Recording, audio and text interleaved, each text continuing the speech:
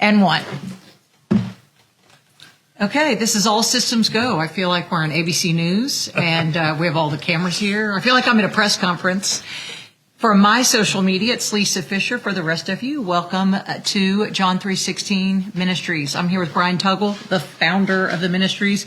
And for those of you watching, both on my social media and others, stick around. We're trying to do this in about 30 minutes time, and we're trying to tell the stories, because there's not just one, of what happens out here and what Bryan Tuggle's vision was to start this. Well, let me go back. Bryan Tuggle and I went to a very small high school in southeast Arkansas. There were 39 graduates. I was probably number 38, and he was probably number 39. That's where I did win most talkative, so it's a really important part of my life. But Bryan and I have known each other that long. I probably haven't seen you since we graduated high school, because physically we parted and went different ways. I went to Fayetteville. You stayed in southeast Arkansas, but God brings us back together because we're all family, right? Right. In the family of Jesus, we're all family. So I want you to tell my followers, and especially your followers definitely know the story. Let's talk about the genesis of John 3:16 Ministries, and then we'll fast forward to where we are today. Well, back in 1995, at 31, I did not have a will to live. I allowed drugs and alcohol to take everything I had. And I went to a place called New Beginnings in Houston, Arkansas, a little place, and there I gave my life to Jesus, and he became my Lord. And I asked him if he would save me and do something with me, I would live for him for the rest of my life. Lisa, I made him several promises. I broke about all of them, but he didn't break his to me. I asked him to save me and deliver me from alcohol and drugs, and he did. He never breaks his promise. He done his part. He saved my life, he saved my soul, and he gave me purpose. And when I left New Beginnings, I knew someday I would be doing this. I didn't know when, where, or what else I had to go through before this happened. 6 years of doing real good, and then falling, and then getting up, and a year later started John 3:16. So from 95 to 2003, went from a man who didn't have a will to live to starting John 3:16 and giving a place where other men and now women can have the same Christ, same hope, same Savior of the world as Jesus as I do. And the thing about you, Bryan, and your folks here know this, but you pursued that when it was just men only. My brother had battled addiction, finally lost his life, but you pursued Dan Gibson, and I'll never forget that. And you said you even talked to him a few days before he died, and he died in a fire at our home. It was, we'd assume, was drug-related. But you never gave up on him. And the fact that you don't give up on people, people who've been through the program can tell you that's what encouraged them. Because you weren't given up on. That's right. Yeah, yes. You know, Dan, I loved Dan. I loved your mom and dad. Your brother's my best friend. Yeah. And, you know, Lisa, you come into the family, and, you know, you've always been a winner. That's sweet. You've always done what it took to win. And, you know, Jesus, that is right. I don't give up on people. The much is given, much is expected. And I've been given so many opportunities, so much grace, that I have to give it back. Well, I want people to know about the property here, over 300 acres in Charlotte, Arkansas, which is a suburb of Batesville, if you want to go your map. So 2 hours from Little Rock, probably an hour and some change from Jonesboro, Memphis. That's right. You come down what's now 157, what do they call that new highway? Interstate 57? Is that what they now call 67, 167? Yeah. They've changed the name of the interstate. And you come here to this beautiful property, and it's so impressive. But let's talk about what happens when somebody finally hits the button. And so the website is John 3:16, The Cure. Right. In case you're wondering what the cure is, it's John 3:16, that God gave his only begotten son. You're familiar with that? Thank you, Tim Tebow. Brought that to everybody's like, oh, the thing that Tim Tebow wore. But let's talk about what happens when parents are watching right now who their kids are battling addiction. Someone may forward this video to you. You're going to go, what's this about? Maybe you're the person that needs to watch a video. But what happens when they call? When they call, we have two men waiting all the time to answer the phone that's graduates of this camp, and they step them through the process. If they want help, they tell them what they must do to become a resident of John 3:16. Or if they're not a fit, we give them other numbers to call. Okay. And so, and then they come on Sunday. We take them all through the week now. We started that about a year ago, and it used to just be on Sundays. But you know, some people's going to die on Thursday if you don't take them Wednesday. Yeah. So we changed, and we started taking them all through the week. But we still would rather them come on Sundays, and their whole family comes. So we have some families downstairs there that's going to be interviewed. They bring their son or daughter here, and then they talk to us instructors. They talk to the lady instructor. They talk to the men instructors. And we just sense if they're sick and tired of being sick and tired, or is it just their wife? Right. Or is it just their family? Or they come in just to keep their butt out of jail, you know? And none of all that's good incentives, but none of that can change a man. The heart. You gotta say, man, I'm through. I'm sick and tired of being sick and tired. I just soon to die than hurt anybody that love me anymore. That man's at a good place. He's at a perfect place to move in here. And we jump in the pit with him because he's in a pit when he gets here. We jump in there. We's in that same pit. And we know how to get out. Everybody's walked that path, right? Who's an instructor? Yes, everybody that is an instructor has. We jump in the pit with them, and we lead them out. Now, we tell them we're getting out of there. And if they want out, follow us. And what we do is we just lead them to a man named Jesus through 6 months to a year, day after day, reading his word, working, having some self-esteem, quit blaming people. A lot of them are on all different kind of medicines that some of them might need a little bit, but most of them, they just need the gospel. And so you start putting the gospel in them, and if they'll surrender to that, Lisa, you know I was raised right. I knew who Jesus was, but I never served him. Every man and lady that comes here has been called to be a servant. They ain't called here to be a pastor or a deacon or an elder. They're called here to be a servant of Christ. And when they leave here, he'll call them in to other things about him. But everybody can serve. I don't care if you got an education, if you got one arm, you can serve. And that's what we teach all the men and women here is servanthood. And you got to stay 6 months to a year to graduate. That's a big ask. Well, it is, but when you remind them, what was your 6 months like prior to today? It's been hell. Okay, the next 6 months won't be, because God's going to restore your family. God's going to give your health back to you. God's going to give you love, joy, peace, all these things. And you ain't had it before you got here in years, if you've ever had it. But if you come to know a man named Jesus, then you'll start getting the things that matter in your life. The great physician. The great physician. Well, let's talk about, cost. That's the other question people ask. How much does this cost? Bryan, what's the answer? Well, it cost God everything. It cost him his son. But in that, it doesn't cost anything. It's free. And there's no catch to that. It's free. Because you can't buy a man sober. You can't buy a woman sober. They have to be willing to do that. And so you kick money out of the picture because they'll start trusting you unless their dad's paying you. And you kick all that out. Ain't nobody paying me to keep you at all. Keep paying us to keep you.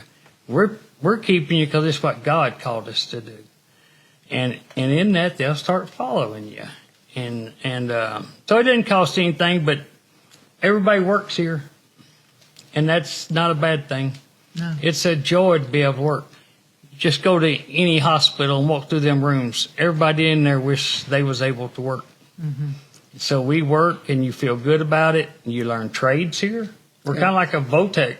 We teach fabricating, catering, screen printing, carpentry, body shop, and we teach a whole bunch of different things. And when you get through about 250 hours of the body shop, you get a certificate of all these things that you can take and help get a job. Makes you feel good to achieve things, and you're tired at night. Yeah.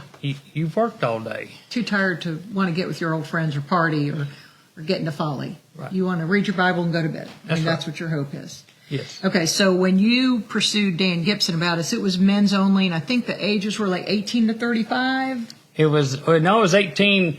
There wasn't really no any limit. Okay, but 18 was the youngest. I remember you had that. And now what do you look at for a population?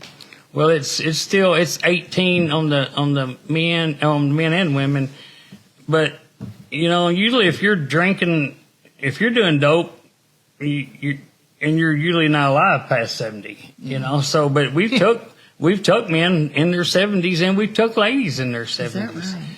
And and the sad thing about it, Lisa, is that the young men, a lot of them don't get another chance.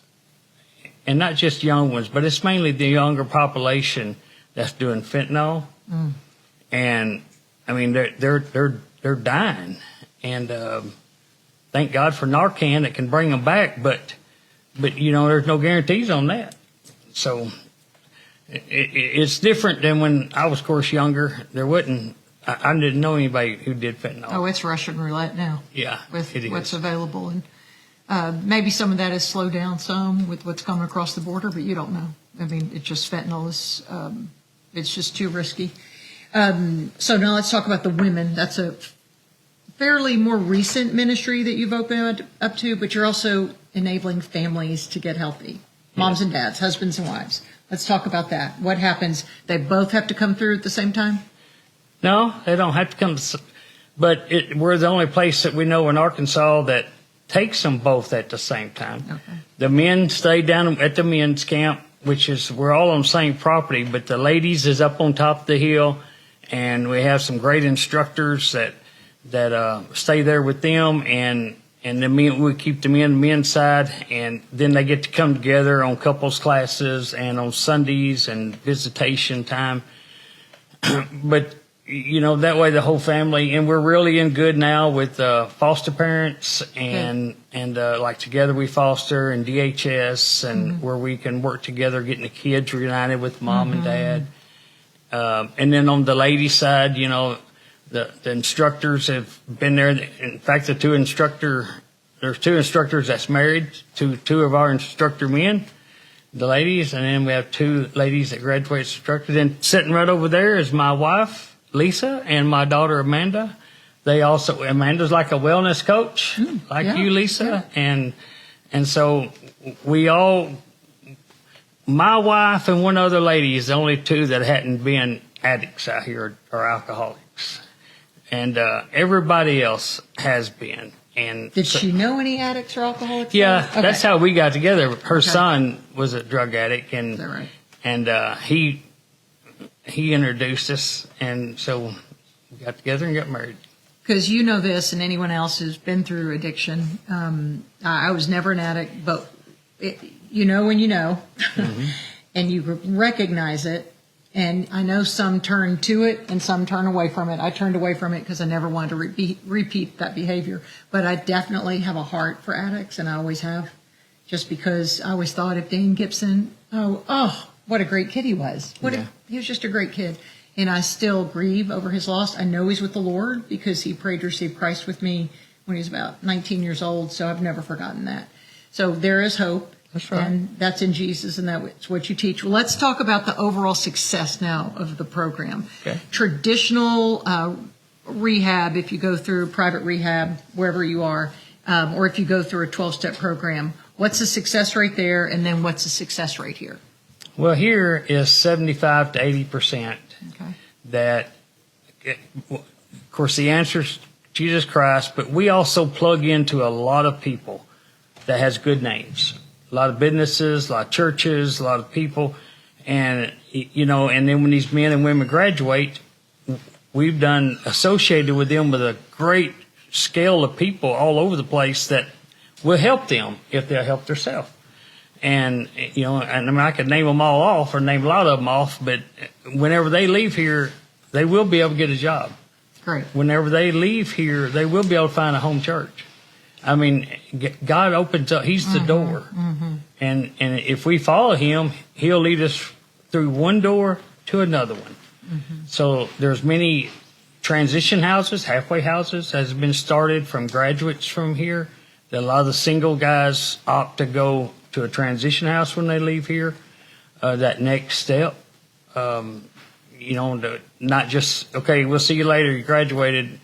A lot of them don't have a family kind of like I had that could help me spiritually and everything else. And so they can move right into a place that will care for them and help them further down the road. Today, my husband and I and Darren, my producer, came up, and we went to a Sunday go to meet and tent revival. Yes. And that's a worship service, people. You know, and I even told my husband, I said, I wonder if everybody's going to teach. And I thought, no, they're being taught all week. This is a time to rejoice. And I love the theme of most of the worship. So much, I mean, I'm familiar with going to New Life Church, or someone would know from their church, but a lot of it is about the chains being loosened, having no shame, you know, Jesus being the only way. So it's not like they don't hear it once or twice. They hear it 1,000 times. But the worship service today, what's unique is the families, the residents, their families come on Sundays and can see them, right, after a certain amount of time. Yeah, after 30 days, then there's families, we really encourage their families to come every Sunday, and they get here by a certain time, and they can stay till 3 and visit. But they, you know, they must come to service because we want them to enjoy the presence of the Lord through worship. And it is a celebration. It is. And then after that, we eat. You know, I was But raised. who feeds them? They have to provide the food. The people the family members, right, are doing a potluck. Yeah, the families bring the food on Sunday, and then we eat right after Sunday, right at church, and then they can go visit. And so they don't leave the campus, though. They just visit in their dorms. Right. And so the dorms aren't what you'd think about, where bunk beds and all that. Each man has his own room. Each woman has her own room, correct? The men do have their own own room. The ladies, Aaron and Amanda, thought it would be best if they bunked up. Yeah, no, women do. Because they need somebody to laugh like a with, sorority cry house. with, Yeah, and all that's that. true. You know, and so we did what they said, and there is 2 per room with the ladies. Okay, and they probably keep it clean themselves. Oh yeah. They're responsible. So what are the jobs the women do? Because a lot of those were very men-oriented, some of those careers. So what are women learning to do? They are learning, we do something called Arkansas Boat. They're out of Little Rock.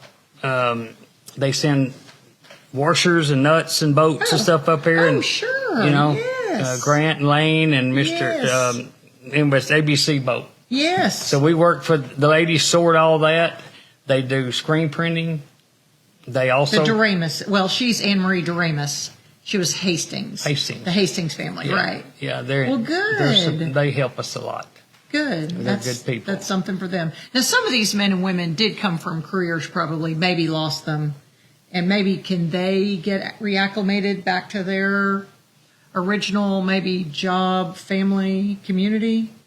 I mean, do you see that success sometimes? Well, and we also do a lot of, the ladies do logging in and sending out thank yous. Good. And we do clean around some different places, you know, housekeeping. Can their children stay on the property, or does DHS, if both parents are in recovery, I guess DHS or a grandparent or somebody's involved? Yeah, they have the children. We do not allow the kids to stay except about every 3 months, 2 months, they have family night out here, and the kids can come spend with the women and with the men. Okay, now we're recording this the 1st of November. You have Charlotte's Got Talent that's coming up, and what day was that? 15th. November 15th. And then we have Thanksgiving 2 weeks after that. and you sell a lot of your foods. You had beautiful pies that Darren and I noticed on the flyer today, and beautiful meats that are available. And I guess if they go to the website, john316thecure.com, it'll all be on there so people can buy those. And we're at different locations like Colton's and Cabot and Clay Maxey's and Mountain Home. And you were in Olive Branch, Mississippi, too. Yeah, Olive Branch, Mississippi. We're at, what church is that? Friendship Church. Okay, Olive Branch, And Mississippi. we're at Batesville Walmart, and we're at Parker Street Walmart in Jonesboro. Okay, so that's where they could pick up the meats. Yes. And the money comes back to the ministry. And again, you have very generous benefactors because it is a beautiful property. You're lacking nothing. And my favorite thing you've said to me since we've been talking about this is God's not poor. And I know you all have heard that, but it's something I'll never forget. God's not poor. He's not broke. He's That's not what broke. we say. Yeah, And, you God's know, not broke. when we go into churches and stuff, we just want to know right off the bat, we're not here to get money. We're here to get your loved ones to Jesus, the ones that are hooked on drugs and alcohol. Everybody sitting in church has got somebody they know that needs to be in a place like this that teaches Jesus. So share this with any of the churches. If you have any friendships with your own personal church, share this with them and let's get the word out. Okay, what can we wrap up? What have we missed in this conversation? Anything? Anything else you want to say? Oh, good. Let's talk about mental health because that's definitely a component when we talk about addiction. We have, November the 12th, we have a ribbon cutting to our Chad Rampley Medical Clinic that we are offering. Chase over there and Hannah are working there, and we've teamed up with Our Care, Mr. Steve Collier and Joey Flyers. We've teamed up with them and partnered with them. They are bringing the professionals out here with the medical staff and the mental health, Christian counselors, Christian psychiatrists to come in and talk with our men and women. They have to be here 3 months. They first go through our biblical classes, and then if they want to, they can see the mental part. They can't come in first and see the mental. They got to first come in because we're all crazy when we get here. That's right. I'm still crazy. Well, I mean, we got to get in our right mind and write everything, emotions and everything. So you put the Word of God in for the first 3 months, and then if I still need something, then I can. And I ain't talking about just necessarily appeal. I'm talking about through counseling and stuff. Then I can go to Our Care's mental part. Now, personally for you, did you have a detox issue when you went through? Because that is something that you have to look at medically, that facilities, that's why they have a 72-hour hold often, and, you know, some other things that are part of a traditional facility. But do you deal with the physical side? Yes and no. Oh. Yes, yes is 11 miles down the road. White River Medical Center has a great detox. Great. So we send people here nearly every Sunday. They go to a place that cares for them, and then they take them in from 3 days to a week. And then when they get through detoxing, we pick them up and bring them back here. Got it. Because there is a physical component to addiction that a lot of people don't realize, and it can be very dangerous. Yes. As we all know, we've been watched somebody walk through that. So, okay, I think you have all the information. Your devices know it, but for my followers, John316thecure.com. The cure is Jesus, and what Bryan Tuggle and his very generous, all the counselors who are here right now and the staff, they are ready for your call, maybe for you, maybe for a loved one. You can help out the ministry if you're in this neck of the woods for supporting them, whether buying the foods. And again, you're down in Olive Branch, Mississippi, so you have no excuse. There is somebody near you. You can enjoy the great pies or all the desserts, all the things. So thanks for watching, everybody.